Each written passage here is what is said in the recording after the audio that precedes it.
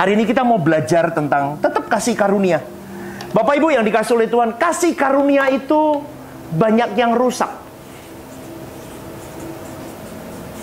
Di pemandangan orang Kristen, kasih karunia itu banyak yang rusak, cacat sebetulnya.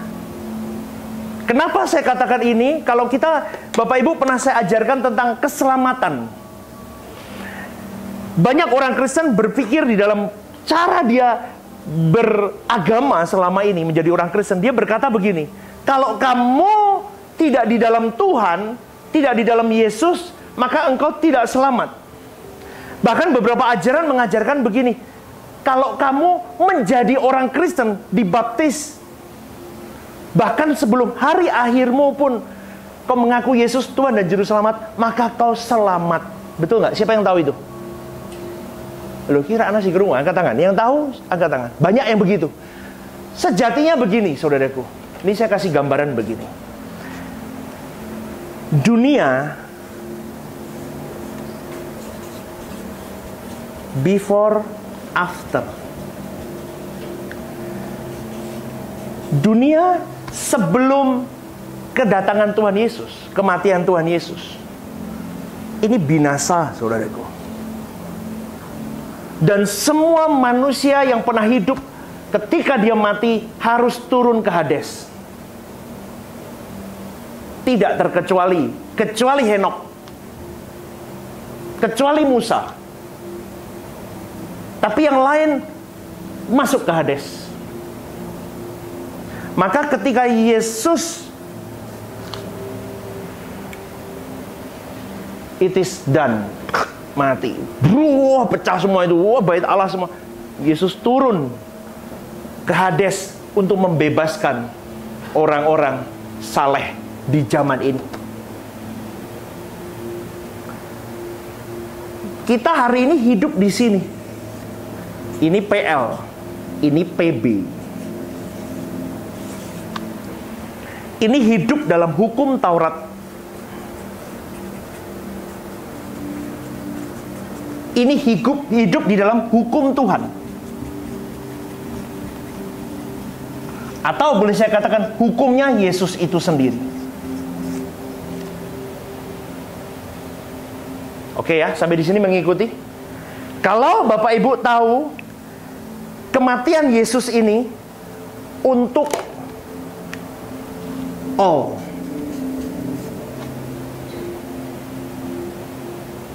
Tidak dipilih loh. Oh, orang Kristen, Kristen Protestan, Kristen Karismatik, Kristen Katolik yang boleh selamat. Dulu pemahaman kita begitu nggak? Yes kan? Enggak, ternyata semua. Lah, terus gimana pastor? Oke, dari semua itu,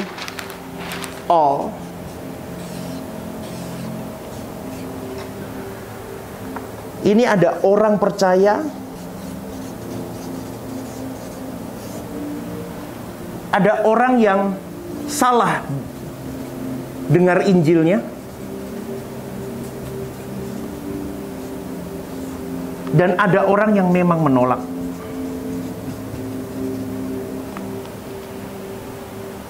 Tiga bagian, saudaraku. Tapi ada kompensasi berbeda. Kalau orang percaya, dalam arti orang yang mendengar kebenaran murni, seperti Bapak Ibu, saudara-saudari dan saya, tahu kebenaran murni, know the truth, exactly, tahu, maka engkau dan saya dituntut. Hukumnya seharusnya semua sama, seperti Yesus. Dituntutnya harus sempurna. Seperti siapa? Yesus. Dalam hal apa? Paradigma. Cara berpikir, cara berperasaan, cara berkehendak.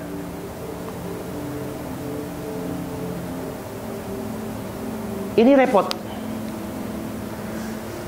Orang yang Injilnya salah, orang yang Injilnya salah, dia akan ditakar dengan hukum atau dengan perbuatan baik.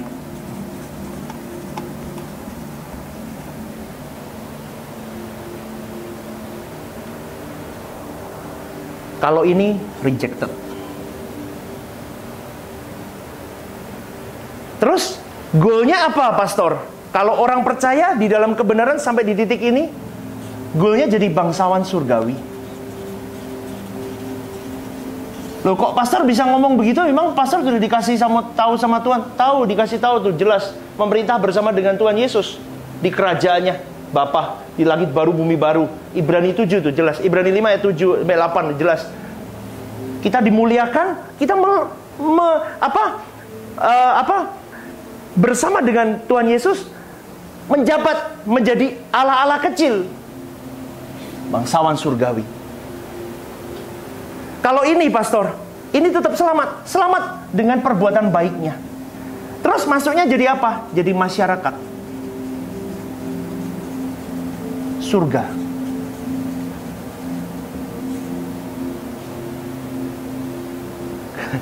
Kenapa, Pak? Tulisannya nggak jelas ya? Tulisannya jelas ya? Oke, sampai di sini mengikuti, saudaraku. Proyeksinya beda kita ini. Terus konsekuensinya apa, pastor? Kalau saya sudah mendengar kebenaran, tapi tidak to be like Christ. Mulutku masih nggak karuan, pikiranku masih nggak karuan, hatiku masih nggak karuan, paradigmaku masih jebol terus, terbuang. Maka saya selalu ngomong terus di hari Minggu itu terus. Pikiran, perasaan, kehendak. Jangan jadi kompor. Cukup, saudaraku, ngomong itu nggak usah ngomong kalau nggak perlu ngomong. Nggak usah mikir perasaan yang, nggak usah baperan gitu loh. Ngerti nggak? Setiap kehendak yang keluar dari hatimu, just gitu keluar ya, itu kau pertanggungjawabkan loh. Kau jengkel sama orang, kau marah sama orang, kau, itu semua pertanggungjawaban. Hati-hati. Lah terus pastor hari ini mau ngajarin apa? Mau ngajarinnya begini.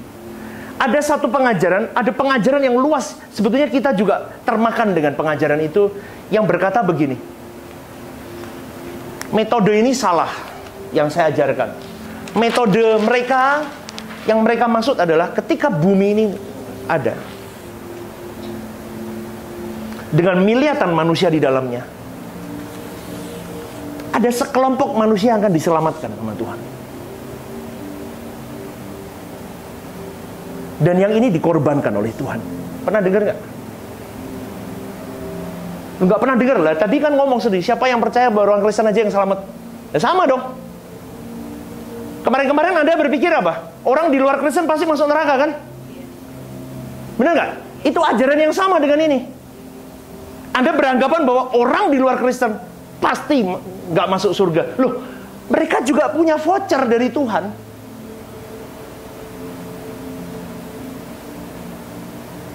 Ketika begini, saudaraku, ketika ini saya mulai pahami dalam diri saya. Saya mulai punya satu kalimat bahwa kalau ini benar, saya punya Tuhan. Tuhan itu jahat. Kalau Anda berada di sini, Anda bisa berkata Tuhan itu baik. Kalau Anda di sini, kita tidak pernah minta dilahirkan, saudaraku. Siapa yang pernah dari bayang-bayang awan-awan roh kita ngomong Yesus atau Yesus Allah Bapa, Elohim Yahweh, aku minta dilahirkan di keluarganya Stephen Lim itu loh. Pendeta Rehoboth yang baru merintis itu loh. Saya mau lahir di situ. Jadi masa begitu ngomong sama Tuhan? Gak mungkin, saudaraku. Kita tidak pernah meminta untuk dilahirkan. Dan pemahaman kasih karunia yang salah seperti ini, saudaraku, itu akan membuat kasih karunia jadi murahan.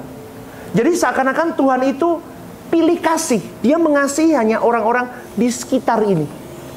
Ini yang diselamatkan sama dia. Ini bisa terjadi kalau orang memahami kasih karunia, yaitu keselamatan itu tujuannya satu, supaya terhindar dari api neraka. Itu rusak loh. Orang gini loh, saudaraku. Sekarang saya tanya sama kalian.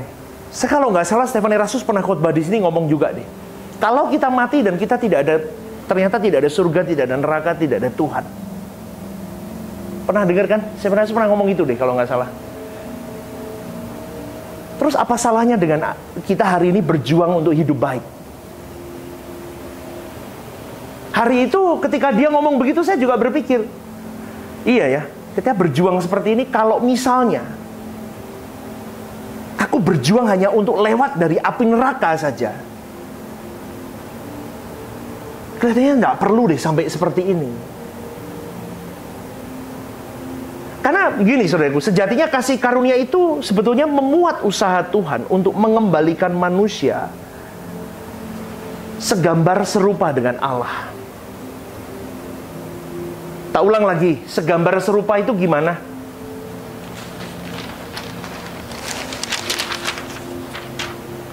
Ini nih gambar Allah. Pikiran, perasaan, kehendak itu ada di Allah, diberikan kepada kita gambarnya. Tapi rupanya itu kita yang mengusahakan. Quality of paradigma, quality the way of your thinking, quality dari bagaimana engkau berperasaan, quality dari ketika engkau berkehendak, itu rupa Allah. Jadi rupanya harus, paham nggak? Sampai di sini mengikuti ya, saudaraku? Jadi paradigma itu gambarnya udah dapat kita. Malaikat Lucifer juga punya gambar Allah, tapi dia tidak punya rupa.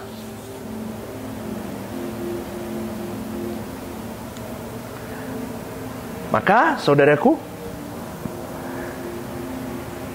Tuhan Allah Bapa mau kita mengembalikan ini. Sebetulnya itu, kasih karunia itu memuat usaha Tuhan untuk mengembalikan manusia kepada rancangan Allah semula. Maka dengan proses dikembalikannya manusia ke rancangan Allah semula, manusia bisa menjadi manusia yang bersekutu dengan Bapanya. Kalau gambar,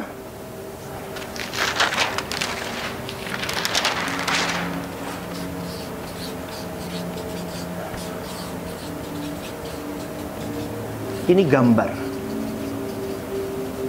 ini rupa. Gambarmu ada, kalau rupamu berkualitas, terus berjuang, maka kembali ke rancangan Allah semula.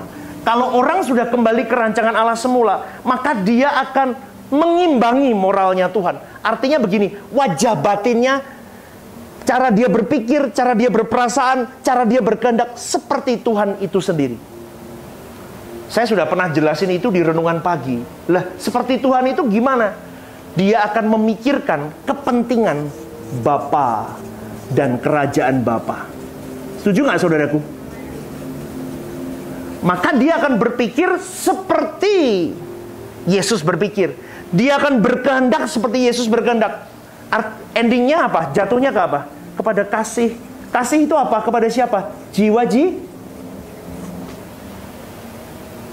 Lah, ini saudaraku, sebetulnya ketika kita sudah sampai di sini, kita tidak akan pernah melayani jiwa-jiwa dengan benar kalau Anda, demutmu, rupamu, kok rupamu, nanti pikir saya kalau orang Semarang itu memaki rupa Anda. Rupamu itu kan bahaya ya. Gambarmu, rupa Anda. Kalau rupanya itu sudah ini, baru tepat. Makanya gereja, saudaraku, salah satu tempat sekolah teologi, sekolah kehidupan, di mana manusia menajamkan manusia, di mana gembala, para pelayan-pelayan Tuhan, tim pastoral, CE, semua jemaat, tak kasih tahu saudaraku, sedang berjuang mengkualitaskan demutnya. Ketika ada salah paham, pikirannya harus tidak mau jadi pangkalan setan, harus seperti Yesus. Kalau saya gedrak sama Vivi misalnya, saya ada masalah sama Vivi, ya sudah, saya ampuni. Hari ini saudaraku, orang yang menyalahi saya minta maaf sama dia. Konyol banget sih, tapi saya lakukan itu. Tapi kalau orang-orang sudah mulai merusak pekerjaan Tuhan, saya bisa marah besar saudaraku. Apalagi itu menyangkut jiwa-jiwa, saya bisa marah besar. Dan saya masih, wah saudaraku, ketika urusannya dengan jiwa-jiwa, Satu jiwa saja itu penting di hadapan Tuhan. Gara-gara orang yang demutnya belum benar, mulutnya belum benar, pikirannya belum benar, perasaannya belum benar, orang bisa meracun orang. Dan paham nggak maksud saya? Jiwa itu bisa hilang gara-gara orang itu. Itu buat saya, itu kekejian bagi Allah, tahu nggak saudaraku? Maka dari ini, kalau kita jelas begini, makanya saudaraku, fokusnya jiwa-jiwa. Lama-lama kalau inimu benar, kita bisa jadi partner kerja Allah. Baru benar. Makanya saya selalu ingatkan, pelayanan, bekerja di gereja, apapun itu pelayananmu, di rumah tangga, apapun itu, tendensinya apa? Untuk Tuhan. Gak ada yang lain. Kalau ada yang lain, pasti setan masuk dan merusak itu. Maka dari itu, saudaraku, bagaimana seseorang menemukan Tuhan dan berdamai dengan Tuhan? Kalau orang itu tidak punya karakter yang berjuang untuk terus diubah, gak bisa. Karakter itu terbentuk dari ini. Terus diperbaiki. Lama-lama jadi karaktermu jadi baik. Dan kalau Tuhan menentukan keselamatan hanya sekelompok orang, dan orang, kiranya pengajaran itu, saudaraku, berkata begini, orang yang sudah ditentukan di sini, mau sebejat apapun tidak bisa nolak kasih karunia loh. Orang-orang yang belajar dengan konsep ini, saudaraku, dia tidak pernah berjuang untuk hidup suci, benar, kudus di hadapan Allah. Anda mengikuti sampai di sini? Ya, beri tepuk tangan dulu, ngantuk nanti. Coba bayangin ya. Kalau Tuhan mendesain ada orang yang diselamatkan, dia tidak bisa menolak keselamatan yang Tuhan beri. Berarti di sisi lain ada jiwa-jiwa yang Tuhan mau korbankan, dibinasakan oleh Tuhan, dibiarkan terhilang. Maka Paulus menyatakan begini, coba dibuka Roma 9 ayat 1 sampai 3. Bapak Ibu tidak boleh ngantuk ya. Ini PA memang saya tidak lama-lama wis, gue dilanjut sesok meneh. Nanti ngantuk gitu ya. Repot. Loh, udah ya? Oke. Loh, kok potong gini? Oh, udah di sini kepotong. Oke, yuk kita baca. Saya baca ya. Ini Paulus berkata begini kepada saudara-saudara seimannya. Dia ngomong begini, aku mengatakan kebenaran dalam Kristus, aku tidak berdusta. Suara hatiku turut bersaksi dalam Roh Kudus bahwa aku sangat berduka cita dan selalu bersedih hati. Bahkan aku mau terkutuk dan terpisah dari Kristus demi siapa? Saudara-saudaraku, kaum sebangsaku secara jasmani. Artinya begini loh saudaraku, Paulus ngomong begini ini begini, seperti yang selalu saya dengungkan begini, bertobatlah saudaraku. Kalau perlu aku rela digantiin nyawamu, asal kamu mau berjuang untuk selamat. Aku rela terpisah dari Kristus. Kalau kamu mau selamat, aku rela. Ini keluh kesah Paulus. Kenapa ayat ini saya tampilkan? Coba pelan-pelan ya, agak rumit. Begini saudaraku, kalau ada pengajaran yang berkata keselamatan dan kebinasaan itu ditentukan oleh Tuhan, ya kan? Ini kan berarti ditentukan oleh Tuhan. Maka pernyataan Paulus ini sikap yang tidak menerima keputusan Tuhan sebetulnya. Rak mudeng gak ya? Itu kan ditentukan Tuhan. Amin nggak? Ruki ngantuk apa piye dah? Mudeng apa dah? Mudeng nggak? Ini kan ditentukan oleh Tuhan. Kalau Paulus ngomong begini, berarti seakan-akan Paulus tidak sepakat dengan apa yang Tuhan mau. Karena Paulus berkata begini, aku mau terkutuk dan terpisah dari Kristus demi saudara-saudaraku. Artinya begini loh, hai bertobatlah, segera bertobatlah. Padahal kalau pengajaran yang dipahami beberapa teolog, banyak teolog berkata Tuhan sudah menentukan. Lah beda dong. Berarti sikap Paulus ini memberontak melawan Tuhan. Ini juga mengesankan bahwa Paulus tidak menerima keputusan Tuhan dan menyalahkan Tuhan kalau dari kalimat ini. Tetapi yang benar begini loh saudaraku. Paulus tidak memberontak dengan Tuhan. Tetapi Paulus mau berani menyatakan bahwa ia bersedia terkutuk, terpisah dari Kristus, demi menggantikan mereka yang binasa. Itu menunjukkan bahwa saudara-saudaranya itu memberontak kepada Tuhan. Dan pemberontakan saudara-saudaranya itu karena keputusan mereka sendiri. Bukan karena Tuhan yang menentukan mereka berontak. Maka dalam hal ini Paulus tidak berhadapan dengan kebijaksanaan Tuhan, tetapi Paulus berhadapan dengan kehendak bebas saudaranya di dalam dia menjalani hidup. Rodok rumit nih, paham apa enggak ini saudaraku? Tak terus-terusnya mumet ini ya. Ngerti ya? Paham ya? Karena konsep Paulus ini konsep yang benar dalam arti begini. Manusia itu diberi free will, kehendak bebas. Di dalam kebebasanmu,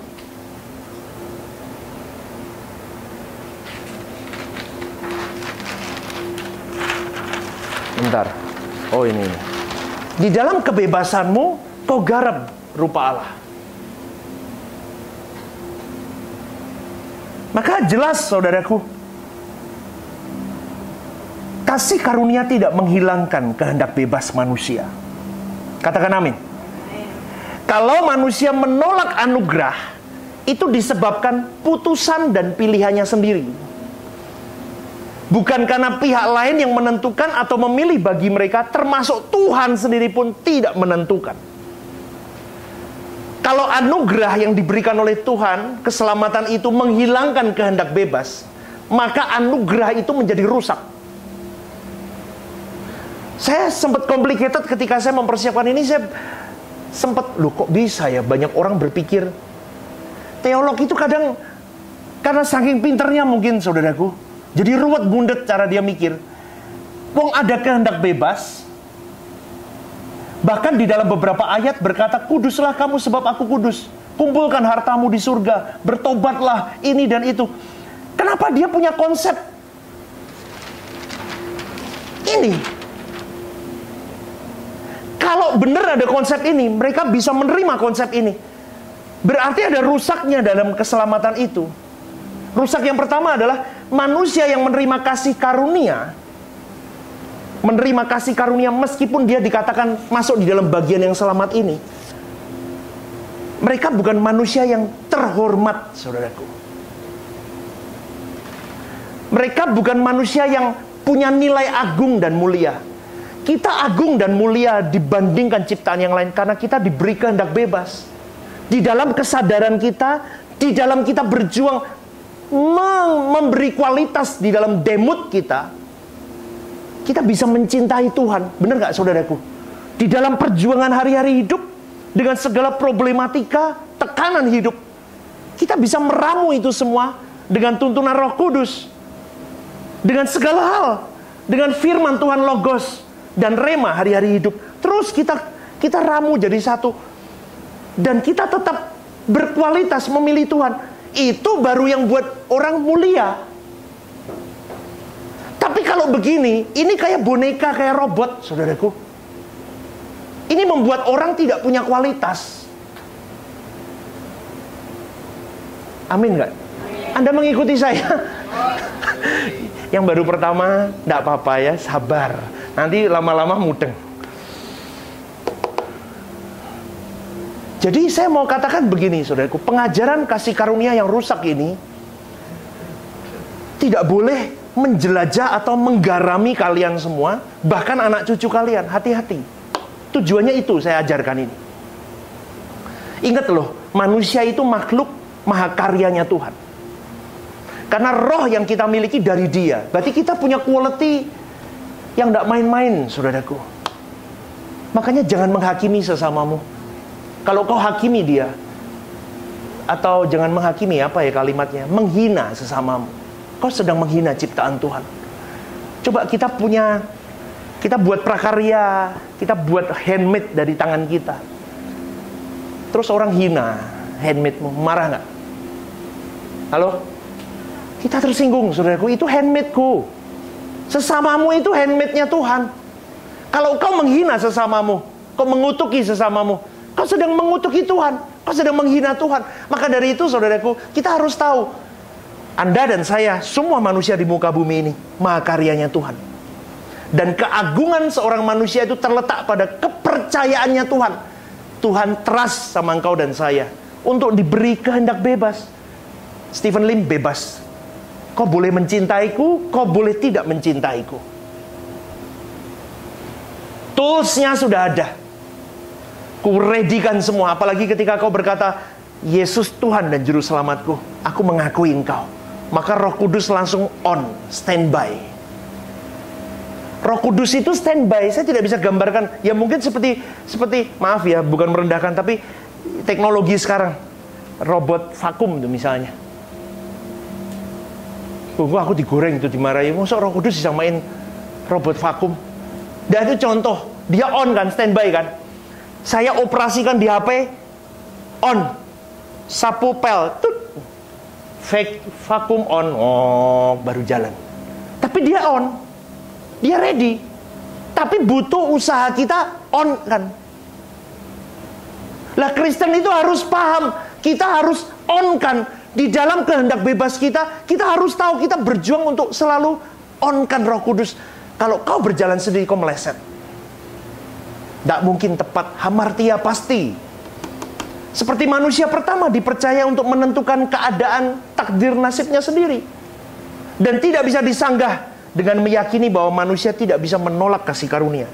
Manusia ditempatkan sebagai makhluk yang tidak jauh berbeda dengan boneka kalau modelnya begini. Maka ini sebuah kesalahan. Yang kedua, kalau kasih karunia dapat menghilangkan kehendak bebas. Lah iya toh, wong dia di sini orang rusak kok. Dia nggak mau selamat kok. Kok tetap selamat? Lah berarti kehendak bebasnya hilang.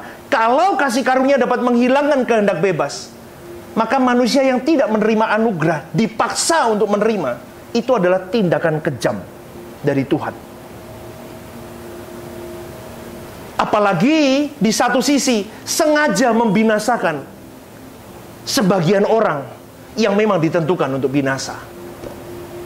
Pertanyaannya begini, bagaimana mereka dapat memuliakan, mengagungkan Tuhan yang membiarkan dia binasa? Maka pertanyaannya, apakah kalau benar ajaran ini setuju kalian? Saya mau tanya, Allah Maha Adil model apa yang kayak begini? Amin, saudaraku. Amin. Jadi kalau Tuhan dipandang sebagai penyebab kebinasaan, atau paling tidak yang membiarkan orang binasa, maka Tuhan yang kita sembah itu adalah Tuhan yang tidak agung. Tapi sejatinya Tuhan bukan begitu. Itu kabar baiknya, saudaraku. Tuhan tidak menghendaki seorang pun binasa. Bahkan di dalam kalimatnya dia berkata, ku ingini rohmu dengan cemburu. Berarti rohmu harus kembali. Harus kembali kepada dia.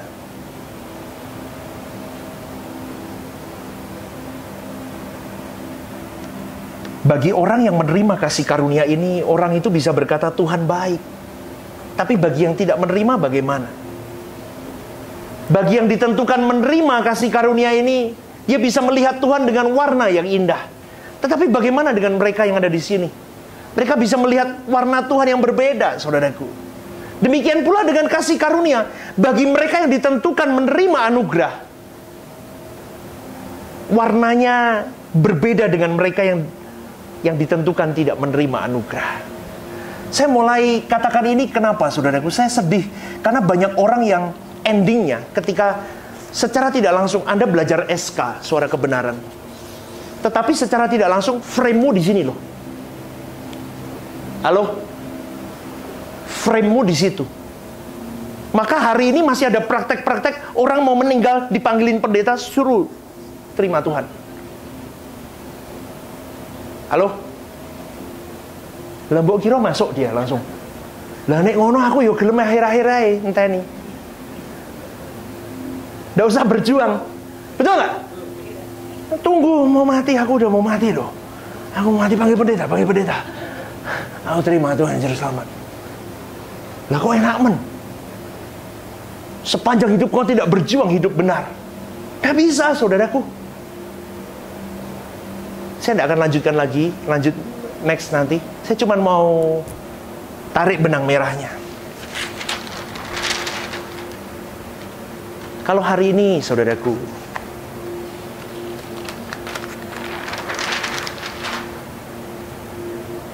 kau hidup hari ini, ingat baik-baik. Ajaran yang saya berikan hari ini belum selesai ya. Nggak apa-apa, sesi kedua nanti. Ini linknya kembali saya ingatkan.